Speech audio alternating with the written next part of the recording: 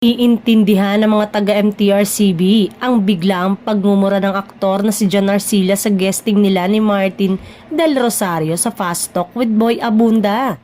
Sabi naman ng mga taga-MTRCB, hindi raw issue ito sa kanila. Naiintindihan daw ito ni MTRCB Chairperson Lala Soto Antonio na galing sa showbiz family. Samantala, may ilang programa sa telebisyon ang ipinatawag daw ng ahensya dahil sa mga masiselang eksenang ipinalabas. Ayon sa X, ang ilang episode ng FPJ Batang Quiapo at Incognito dahil sa ilang violenteng eksena nito. Napapanood ko ang Incognito sa Netflix at marami talagang mga madudugong eksena na kutob namin ay hindi pasado sa Free TV. May iba pang programang name-memo ng MTRCB kaya nag-iingat na rin sila.